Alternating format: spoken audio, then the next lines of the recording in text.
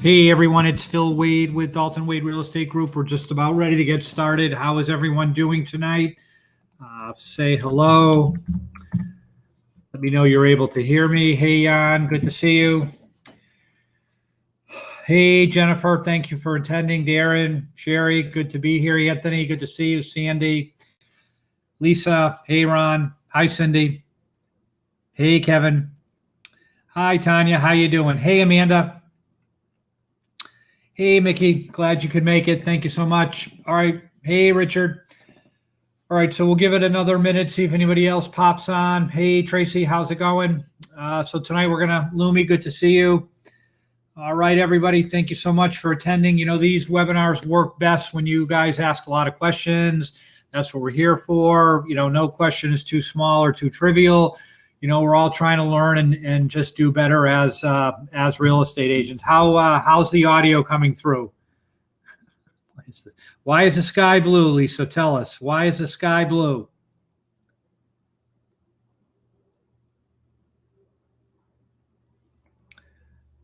Because you said so. There you go. Awesome. Good job. Thank you so much.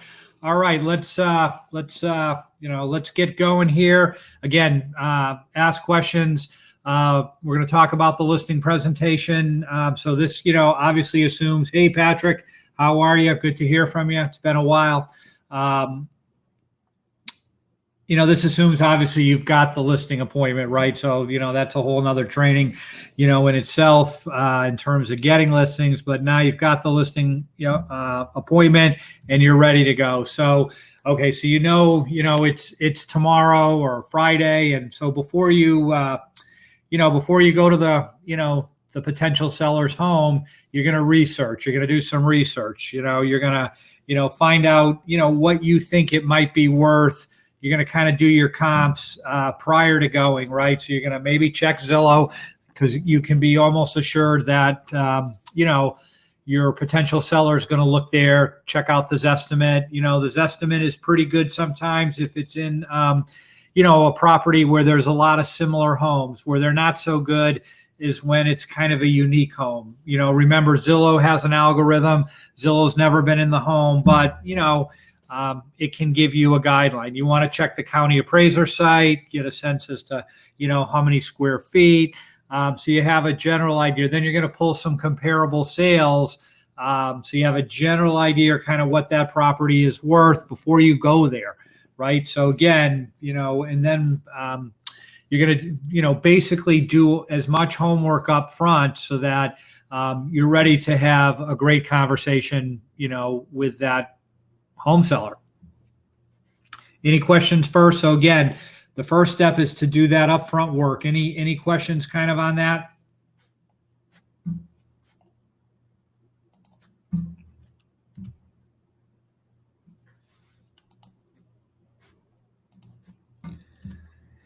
And then what you're going to bring with you. So, you're going to bring the listing agreement because, there is a possibility that they'll sign you right up there. You won't have to come back. Hey, Ellie, good to see you. So you're going to definitely bring the listing agreement. You want to bring all addendums with you.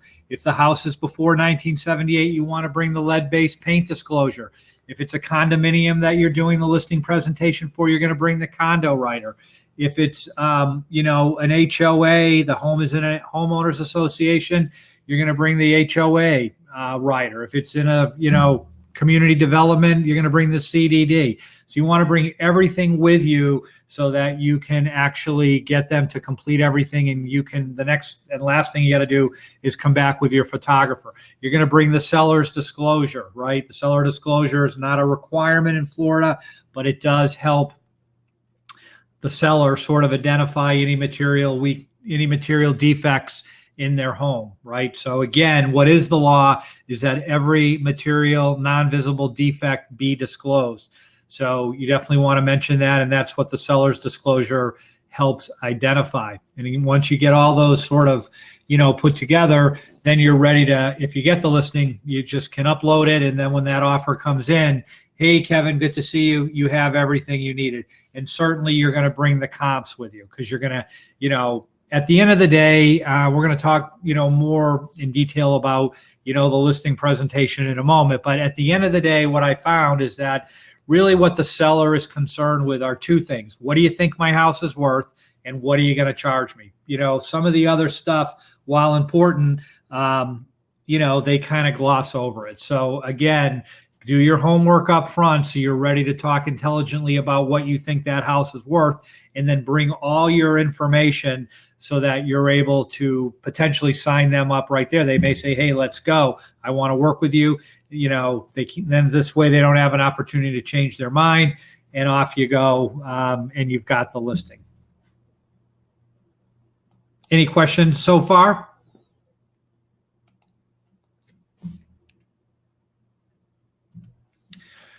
All right, so the next thing you're going to do is you're going to obviously arrive at the property. Typically what happens is the homeowner will tour you on their home, right? They're going to give you the tour.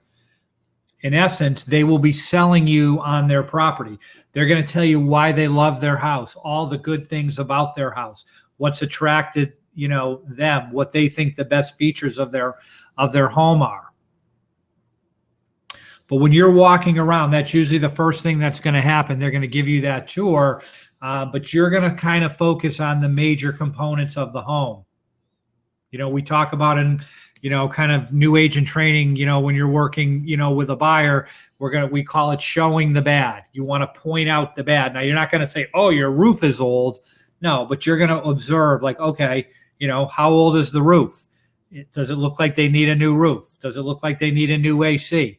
Does it look like, the electrical panel's old or the windows? You're trying to get an overall, what's the condition of that house, right? Because maybe your comps, there was a great comp, four houses down, but that house, had a brand new roof, brand new AC, the windows had been updated, and the house is just in much better shape than the house you're in, right?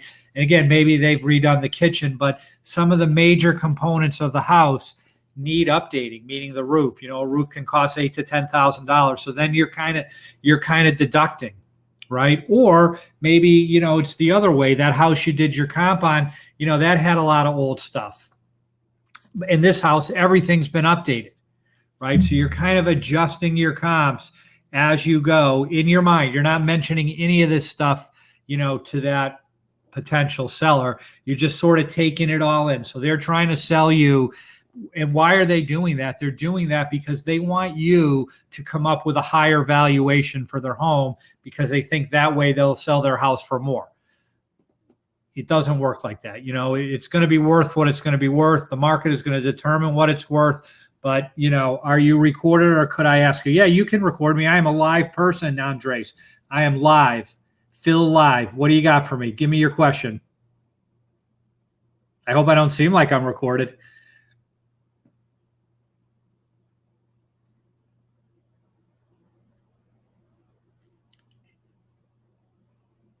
Hey, Karen, anybody else have any questions? Andre's typing, so we'll wait a second, see what he comes up on. But, you're just sort of taking it all in. They're telling you all the good things. You might be picking out a few bad things, and you're coming up with, oh, could you repeat the addendum to attach to the listing exclusive agreement? Well, let's go back. I mean, you want to have, depending if you're a transaction broker, which, we are, Talton Wade, or if you're a single agent, you want to make sure you bring the right listing agreement with you, but you want to have all the addendums, right? If it's the house is built before 1978, you want to bring the lead paint disclosure. The seller has to sign the lead paint disclosure first, not the buyer, right? If, it's a condominium, do you like our CMA wizard? No, I don't like that. Here's why. It spits out, I think the actual presentation isn't bad. See what you think after you see my presentation, but it doesn't, to me, the comps, you're looking for 3 or 4 comparable sales. You want to be able to talk through them. The automated systems, I find, it gives a range. I don't know. It's something that yeah, you've got to add and subtract. Yeah, no, I mean, most definitely you've got to add and subtract. You've got to, I don't know. I like to just sit down with a homeowner and have printed out that MLS listing and tell them, here's what this sold for. and kind of do the pluses and minuses with them. I mean, it's a brainstorming ultimately with the seller, and ultimately they're going to tell you what they want to list it for. I mean, that's usually what happens. Most sellers, at least all the sellers I ever worked with, they all have a number in mind. Maybe you can get them down a little bit. Maybe they want to do it for more. Then it's a question of, I mean, if it's if it's close, in terms of what you think. I'll just give you a quick example. I did a listing presentation. Do you use RPR? I mean, I do, but but aren't we the experts in acting? We are, but I mean, we're in a world where there's so much information, Karen, available to that seller. Trust me, they have gone on Zillow. They have done their research. Even though we're the advisor and the expert, they're going to have an opinion. And sometimes, when you look at the comps and you do your comparables, it's an art. It's not a science. I mean, it's hard, because what are you trying to do? When you list the house, you're trying to list it so that seller gets the most amount of money, but that house sells within a reasonable time frame, which, to me is 30 days or less, right? So sometimes, I had a listing I went on a while back. I comped it out at 439. They say to me they want to list it at 459. I'm like, fine, let's do it. I mean, I did not debate it. I was just ready to go, right? 459 done. The first week we have 2 offers in the 450s. It went under agreement the first week, close, I think like 455. So very close to the list price. I would have underpriced the house. I mean, that's what my analysis came up with. But, obviously the market was a little bit different, and there were a couple people out there willing to pay, more, right? And then conversely, you'll run into a situation, did it appraise? They were a cash buyer. So it didn't have to appraise. Well, I take that back. It did appraise, Darren. It actually did appraise. I actually met the appraiser. We kind of hit it off. Appraising is a whole nother thing. I mean, I'll give you my quick appraisal story, and then we'll kind of get into the listing. Hey, Scott, we'll get into the listing presentation. I had a house, 279. It gets appraised. I wouldn't call it a racket, but it's subjective. It's one person's opinion. They're not God, right? So this house listed at 279. It comes back. He appraises it at 249. I'm like, and there were a lot of good comps. He just happened to pick terrible comps. So the buyer, I was a listing agent. The buyer goes, what do I do? He was a conventional buyer. So if they're FHA or VA, the appraisal kind of sticks with the house for 6 months. But because it was conventional, I said, look, apply, I gave him my lender's contact information, apply there. He really wanted the house. Apply there, get another appraisal, see what happens. I mean, he was paying full list, 279. Literally 2 weeks later, another appraisal, 289, 10,000 above. So there was a $40,000 difference between the two appraisers. I mean, to me, that was a great learning experience. It said it all. It's just one person's opinion, and that's all it is. It's unfortunate when things don't appraise out. That's why you got to be really nice to the appraisers. Do your comps. It's changing. Yeah, too many homes overpriced. Well, that's, sellers are emboldened now. But, again, if that appraiser calls, call them right back. Be nice to them. I'm not a fan of giving them comps. Some agents, give them comps and try to do their job for them. That's not my style. You can do that. But the risk is they kind of get mad at you because you're telling them, oh, here's, appraise it out. No, they're going to do their thing, and they're professionals. So, but, try to help them, get them in, get right back to them, be nice to them.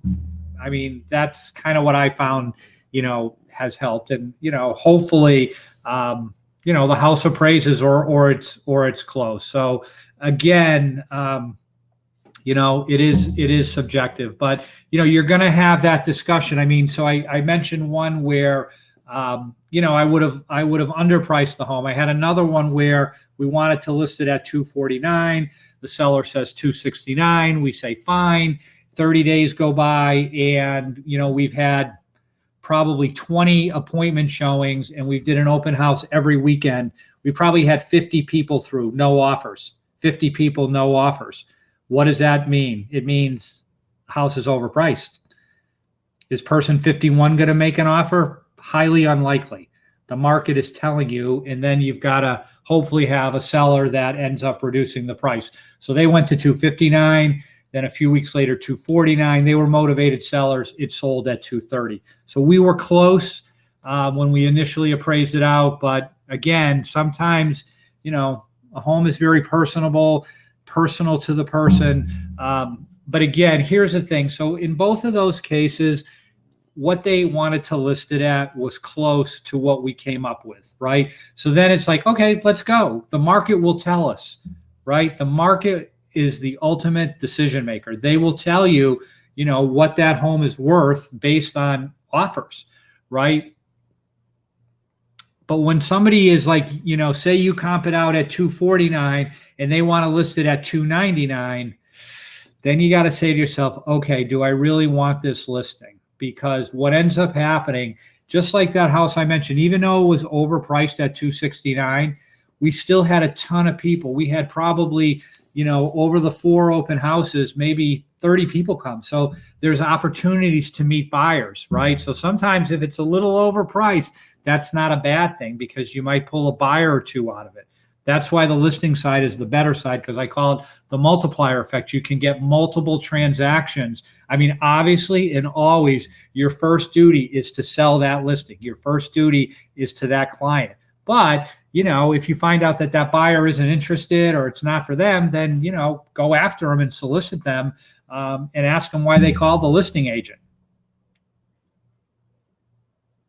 You can pick them up, tell them that the listing agent only wants to sell them that house. The listing agent does not care if they end up overpaying. I just gave you that situation where, on the appraisal, I mean, the appraiser doesn't always save the day. Sometimes buyers overpay, especially if they're dealing with the listing agent. The listing agent is very motivated. It's called double commission, right? To sell them that house. Now, again, you can say, well, I'm not going to do that. I'm going to show you and find you the best house. I'm going to make sure you don't overpay. I'm going to make sure, you have a good experience. I'm going to introduce you to my lenders, my title company, my home inspectors.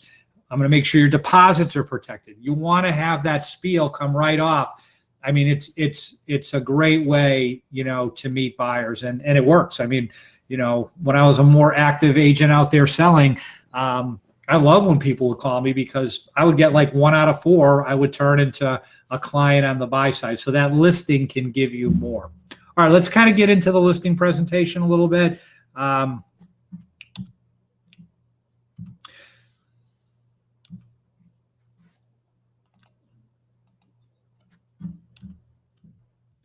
All right. So what I like to do is obviously I have kind of the cover, daltonwade.com, Dalton Wade Real Estate Group. You're going to put your brokerage there. Maybe there's some more information in terms of you. You might have a slide that tells a little bit about you. I don't do that. I just kind of explain that verbally to them, but you might have some stats. And then I get into, okay, what's going on? So this is Valrico. It's a community outside of Tampa. So I go through and based on my, based on my analysis, I thought this house should be listed at, say, 239, right? So I kind of do 200 to 250. So I tell them this is what's going on. There's 46 properties for sale. There's 36 properties under agreement, and there's been 147 sales in the last 6 months. What does that mean? Well, basically, the market is considered neutral when there's 6 months worth of inventory. So here, there's about 25 sales a month, right? So there's less than 2 months worth of inventory. It's nothing. Everything is selling, right? So, and I tell them that everything is selling. So if we get this price correctly, your house should sell in 30 days.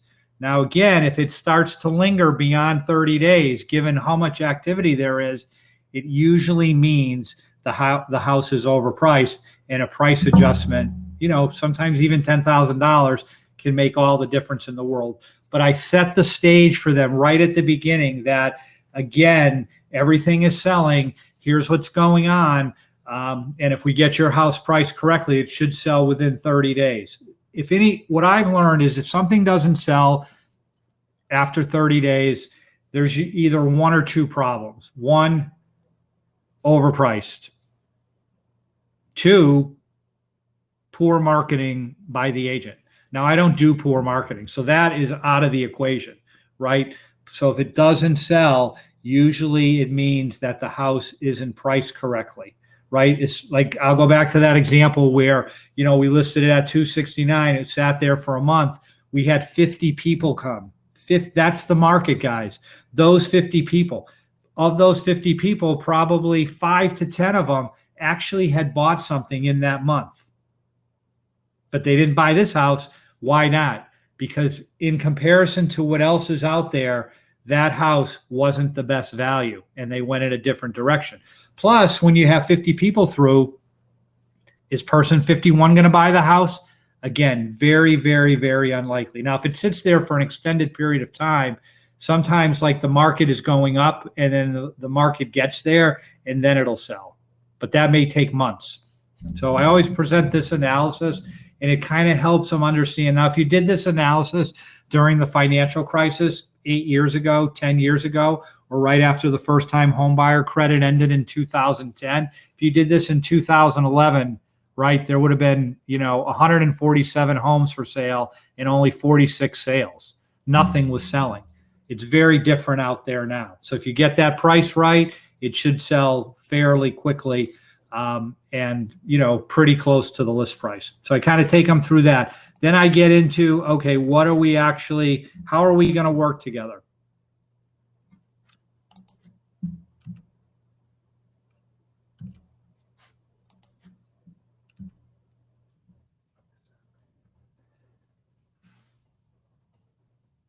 Hold on. All right, so we're going to talk about the benefits of working together. I'm going to take them through the entire process of selling their home. The first thing is we've got to come up with a price. I am going to make my recommendation. I am the expert. I am the professional. But I always tell them it's up to you. It's your call. If you think you need to list it for a little higher, we'll do that. We'll try that. And we'll see what happens. But I will bring in that 30-day. From experience, what I found is if it's priced correctly, it sells within 30 days, especially if in this environment. If it starts to get older than 30 days, the market is telling you you're overpriced. Again, these are in, that $200,000 to maybe $500,000 range.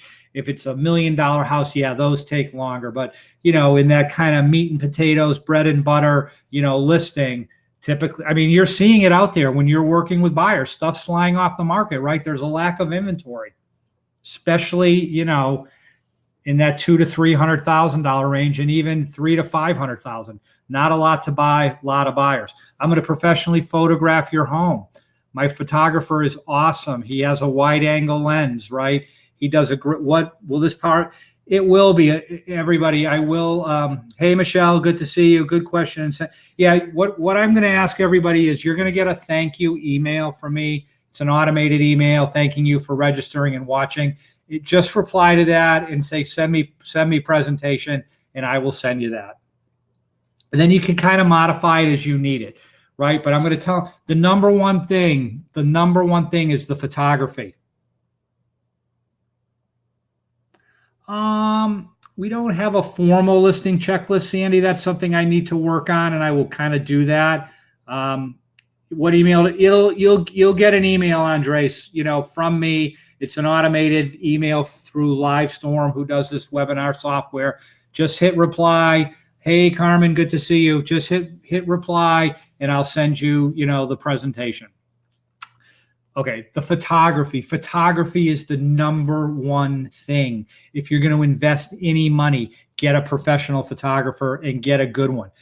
Get one that has the wide angle lens, right? Your goal, right, as the listing agent is to get people there.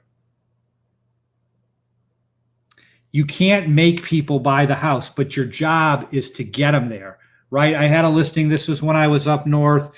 The house was like from 1780. Really, you had to be you had to be, kind of a midget, or a very small person.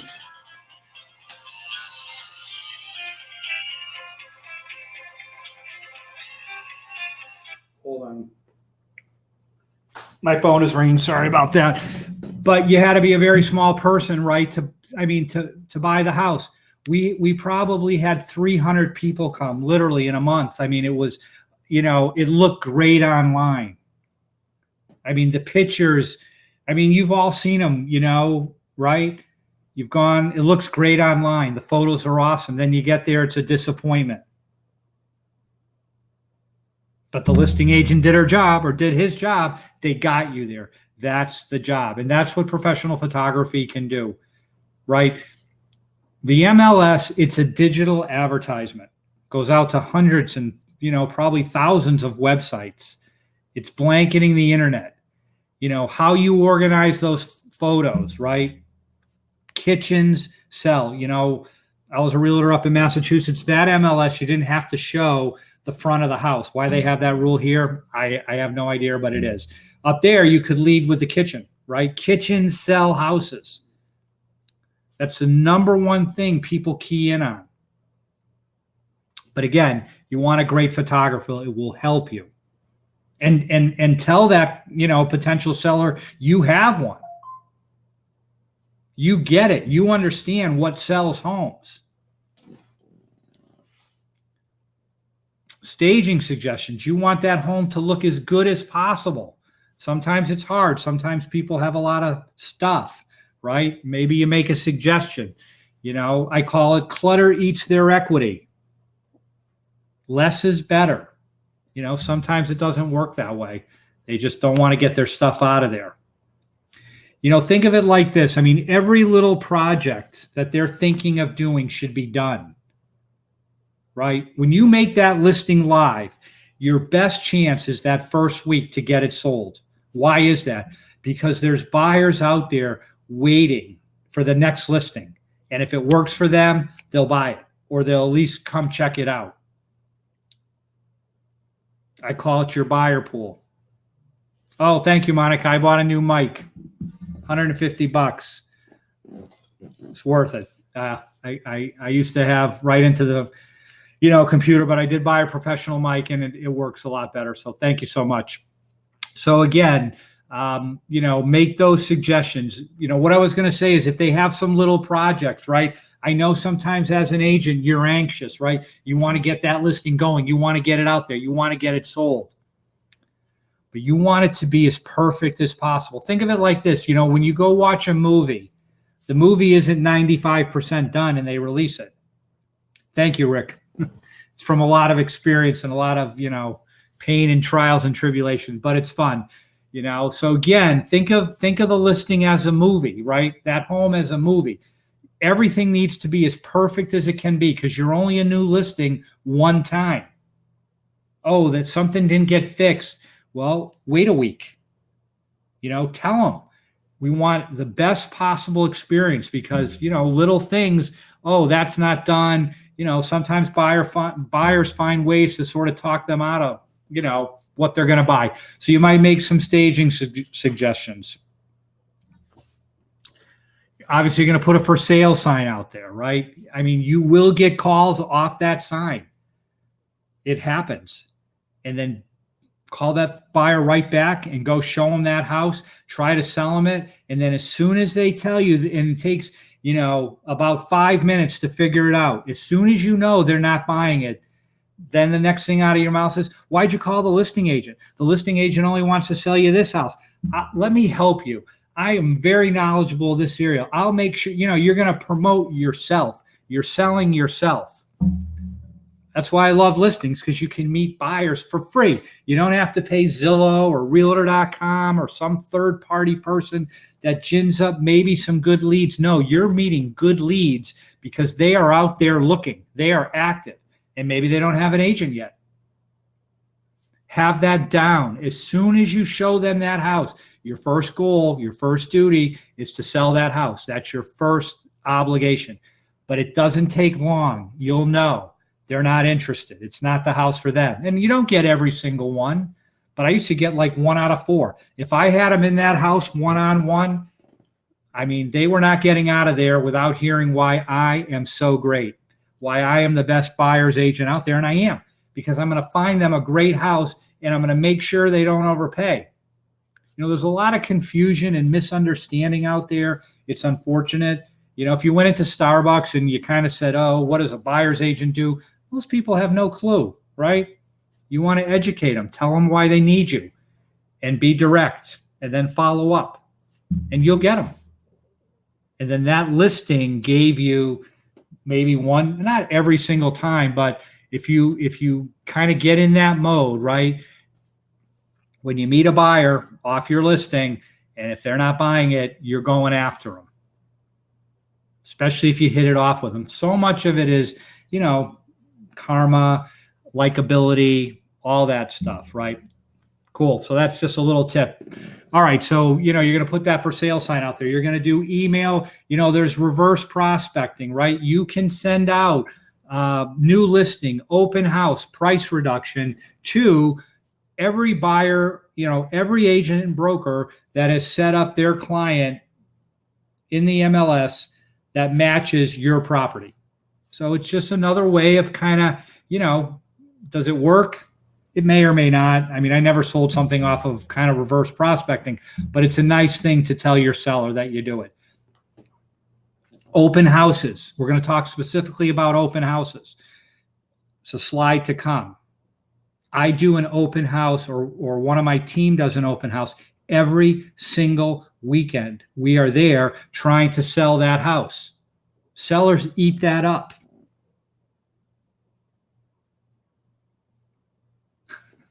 Did you make showing with pre-qualification letter or without request pre-qualification? All right, let me throw it out there. Let me throw this out there. Would you work with a buyer that isn't pre-qualified? Let me know. Yes or no? It's a yes or no. No. Yes. Come on, give it to me, guys. Yes. We got a bunch of yeses. One no. Another no from Amanda. Rick says yes. Patricia says no. Anybody else? Yes or no? Looks like a lot of yeses, some no's. Okay. Jeanette's got it. Jeanette nailed it. Tracy, you're not thinking about this correctly. Here's why. Here's what I found. 4 out of 5 buyers can get pre-approved. All right. They're not pre-approved now. So so if you said no, you basically kicked away 4 potential deals. I say yes every time. I got 4 out of 5. You got 0. You're not going to take them out 5 times, but you might take them out once or twice. Yeah, you should show the house without it. Definitely. You're meeting them. You're getting them to fall in love with you. You want to become their agent. Then you're going to send them over to your, to your lender, and you're going to get them pre-approved. 4 out of 5 can get pre-approved. First dates are okay. You're not asking them to marry you, right? So that's what you do. You always want to meet them. Don't, if they're not pre-approved, hook them up with your lender. Easy there, Mickey. Mickey's always got the best comments. He's awesome. Yeah, exactly. That's what you're going to do. You're going to help them get pre-approved. Maybe they can't get pre-approved right now. Maybe their credit score is low. All right, your lender's going to work with them for 3 months, 4 months. Who are they going to call in 3 or 4 months? You, because you help them. It's all about helping people. Why do I do, probably on this call, we have 48 people. There might be 10 Dalton Wade agents and 38 people from other places. Why do I do this?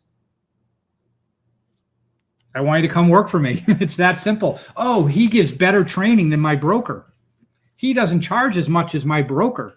What am I doing at my broker? It's the same thing when you're working with buyers and sellers. You want to give them stuff to make them endeared to you.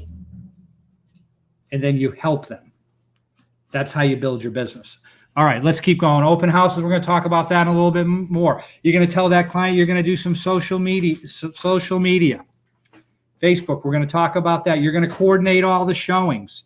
Nobody's coming into their house unless they're approved. Thank you, Jeanette.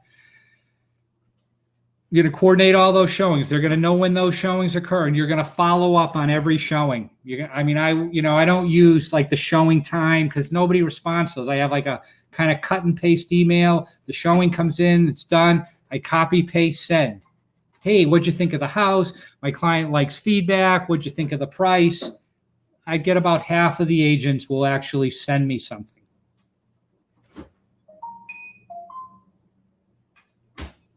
I'm welcome to make you, to all of you clients, the pre-qualification as well.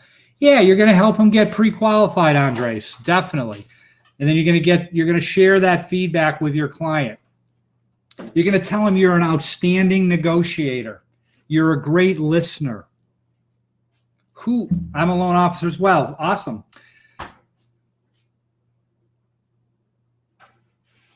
You're going to negotiate that offer. You're going to negotiate it hard. You're a great listener. Let me give you a couple examples, okay? One of my agents, she was moving to Oklahoma City. She asked me to sell her house for her. I said, fine, I'll do it. So the first weekend, we end up getting, we get an offer. The house is listed at $279. The offer comes in at $265. They want $5,000 back in closing costs, so it's $260. They're selling their house and they're asking for a home sale contingency. But then the buyer's agent sends me their pre-approval. It says nothing about selling their house. So I already know they can buy this house without selling their house, because if it would have said that. Now I know, oh, they got their house under agreement. In 3 weeks, they are homeless. Or they have to move twice. Pain in the butt. So from experience, I know people like that, I can push very hard. Got rid of the appraisal contingency, got rid of the home sale contingency, got them up to full list price minus $5,000 closing cost credit. I made it all go away because I knew they were desperate. So you want to find out who is that buyer and tell your seller this is what you do. Now, conversely, that buyer might have been somebody that is leasing and has 5 more months to go on their lease. Probably can't push them as hard, right? Because they still have time. But you're going to tell that seller you're going to negotiate hard. You're going to push that person, that buyer, to their breaking point. And then you're going to present that offer to them. And if it's not good enough, you're going to go on and you're going to find somebody else. But you're going to work hard for them. You're going to negotiate hard. You're going to negotiate all the home inspection issues. A lot of times buyers think like, oh, it's another opportunity for me to beat up the seller. The home inspection. My policy is this, and I tell my sellers this. If they can see it, I don't want to hear about it. I know Sandy's heard this story before, but I'm going to tell it again. I call it the flick 'em story, right? So I have a client. He's every word is like flick this, flick that. I'm like, what are you talking about? But he used this word flick all the time, right? It's a great story. So I'm the listing agent. It's a $650,000 house. They put it under agreement. They do the home inspection, and then they ask for $17,000 off for the roof. $17,000 off for the roof. Like the roof just didn't get old between the time they put it under agreement and the time they did the home inspection. So I say, Tom, they want $17,000 off for the roof. What do you think? He goes,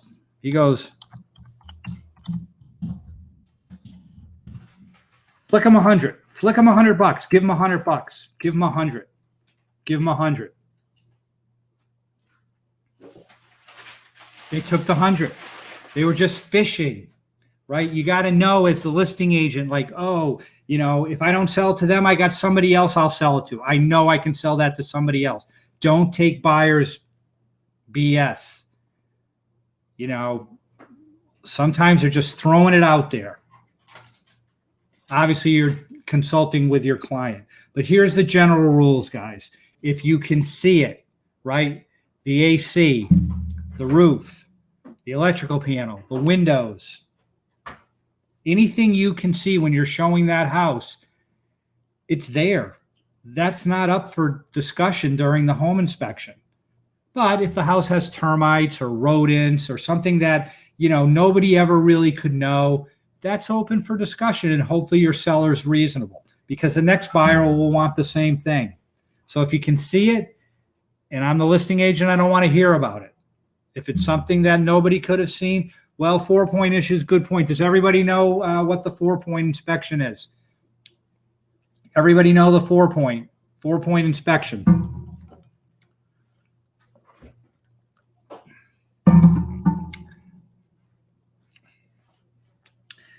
Perfect. The 4-point inspection is houses older than 30 years. So if the house is 30 years or older, does that mean if you can see it, the seller should fix it? No, that does not mean that, Rick. It means that if you can see it, it needed to have been factored into your offer,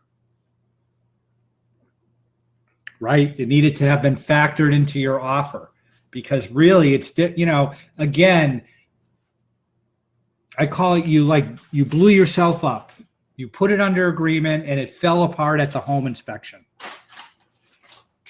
Now, there's 2 reasons why it fell apart at home inspection. 1, you have an unreasonable seller. That can happen. Or 2, you have a bad buyer's agent who didn't really show that house all that well.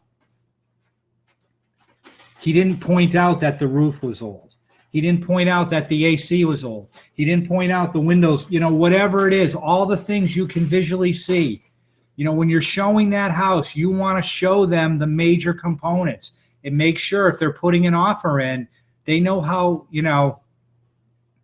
my video dropped. Is it back? It seems like I'm still online. Everybody able to see me? All right. Might have been just, might have been your internet connection there. Anyways, you want to, if you can, oh, no worries. If you can, again, if it's you knew about it or you should have known about it. That's how you show a house when you're the buyer's agent. Trust me, they will see the good, right? I call it showing the bad. You want to show them the bad stuff of the house. That way, when the home inspection happens, no big deal. They already know about it.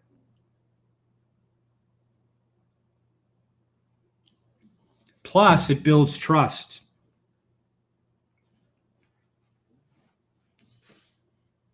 Oh, he's just not some real estate agent that's all he wants is his commission. He doesn't care about me. No, you care about them and you want to help them and you want to do a great job and you want to get them a good house and a good deal. But, that roof just didn't get old. It's hard to get, again, some buyers, as I said, they want everything fixed. They think they're buying a new house. No, that's not what it is, right?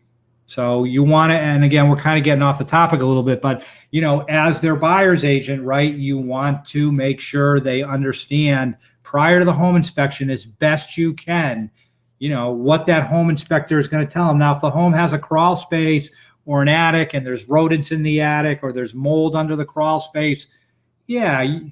All right, Lisa, thank you so much. You can catch the replay and see it all.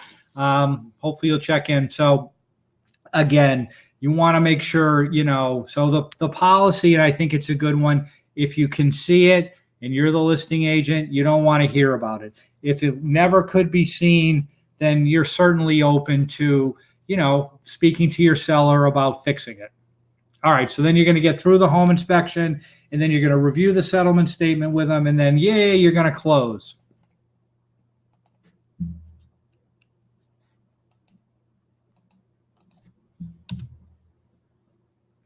All right, you're going to tell them that you are an internet marketing expert, right? You're going to make sure, hopefully, your broker has everything set up on the back end like I do, so that when that listing goes live, it gets distributed far and wide, right? So basically, there's really 3 kind of constituencies that are going to see your listing, right? All the brokers and agents will have access to the listing, right? Through the MLS, they're all going to see it there, right? And then through your MLS, it's going to get sent out to all the real estate brokerages websites. So, we're not Caldwell Banker yet at Dalton Way, but we're sure getting there fast, right? But our listing is going to be on Caldwell Banker's website. It's going to be on Keller Williams' website. It's going to be on Century 21's website, right? It's going to be on Redfin. It's going to be everywhere because it all goes from that same place out to all the websites. And you're going to tell them that, and you're going to tell them that, oh, if you're looking on Caldwell Banker, right, the listing on Caldwell Banker, I'm not going to be there because there's going to be a Caldwell Banker agent there. My information is going to be very tiny, listing, provided by, Mickey Warren from XYZ Broker. Yeah, show them the coverage of, My Florida Regional, right? It goes out everywhere. That's why, in the age of the internet, smaller brokerages can compete, head on with the big guys. And that's why you don't need to pay 30% of your commission. Little plug there. Anyways, so it's going to go out to all the other brokerage firms' websites and all their agents' website. It's going to be blanketing the internet. And then the other place it's going to go is Zillow, Trulia, Realtor.com, Homes.com, Yahoo, Google Base, many, many other, sites, because they all get the feed from the exact same place, which is the MLS. So basically, the listing will be on every website with a data feed. You want to explain that to them so they understand that.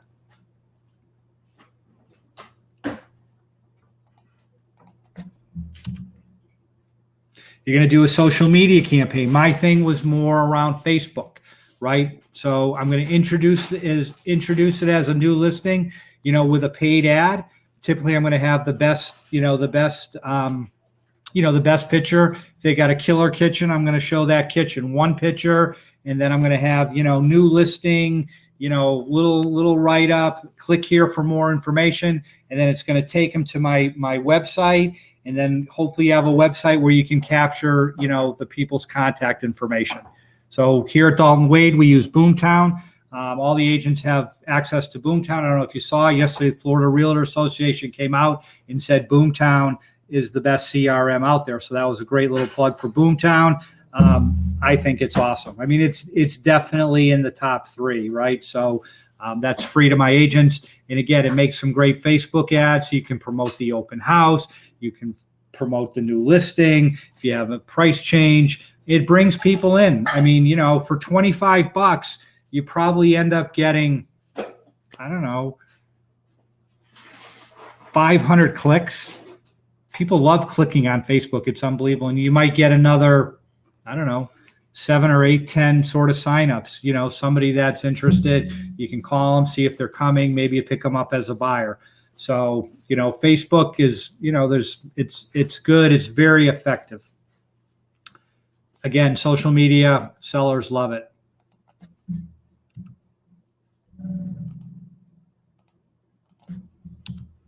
Open houses, we talked about a little bit about that. You're going to tell them you're going to do it, every week. Maybe you do the first 3 weeks and then you go every other week, but you're aggressive on the open houses. Again, sellers love it. Most sellers love it. And it benefits you because, again, you're meeting buyers for free. Now, notice down the bottom here, it says all open houses conducted by a licensed auto and are an hour and a half. Okay, what I learned is this. Sometimes you'll see like a for sale by owner and they have an open house and it's from 11 to 5, 6 hours, because they're at home and they sit there, and then they get 6 people and they come 1 an hour and it looks dead. Like nobody's buying this house. Nobody's here. This is dead. This thing must be overpriced. But if you did it in an hour and a half and you had 6 people, then you have 4 people an hour. It looks like there's a buzz, activity. Again, you don't need to be there all that long. You just need to have it open. And if the buyers are interested, they will come. The perfect open house, you get about in an hour and a half, you get about 8 people. You can mingle with them. You can kind of get to know them a little bit. You can capture their contact information. Again, I'm going to tell you something. This is a great tip. Do not be writing people's information down on a piece of paper.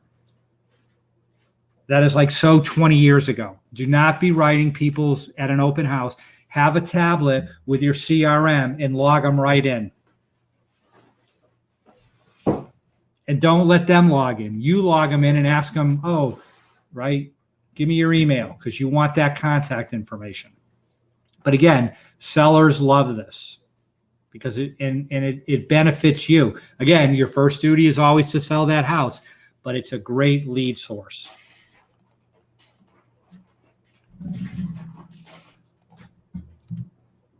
Then you're going to get into what does it cost. So here was 5% of the sales price. We were taking 2 and we were offering 3% to the buyer's agent. Then we said if we sell it directly, it's 3%. If I find a buyer directly, no co-broke, this happens about 15% of the time. So it doesn't happen all that often, but it does happen, right? So again, you're going to get into the price.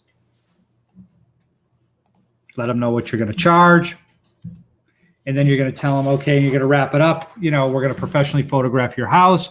We've got an aggressive internet marketing campaign on all the top sites, strong social media, focus on open houses, strong follow-up and feedback loop, excellent negotiator, you know, with over 450. And obviously, you know, you can say your brokerage, you know, to kind of pump up that number, right? So you kind of summarize. And then really the next thing is, you know, you're going to get into the conversation as to, you know, what you think it should be, you know, what you think it should be listed at.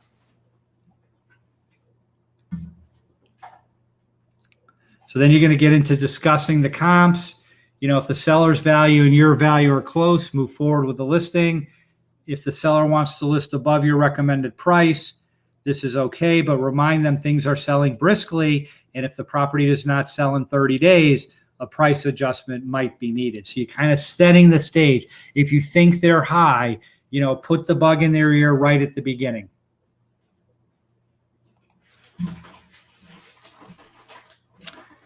And that, guys, is kind of, you know, how to do a good listing presentation, you know, both with the collateral material and just kind of how you need to be thinking about it. So really appreciate everybody taking the time to watch. Any last question? Facebook is killing us with the targeting. Yeah, Facebook is awesome. I mean, do you think it's bad, John?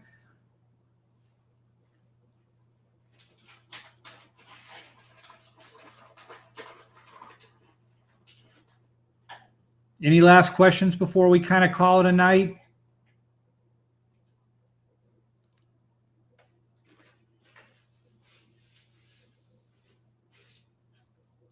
Looks like we've got a few people typing. Very informative. Thank you, Michelle. Great stuff that should be, yeah, great info and ideas. Thank you very much.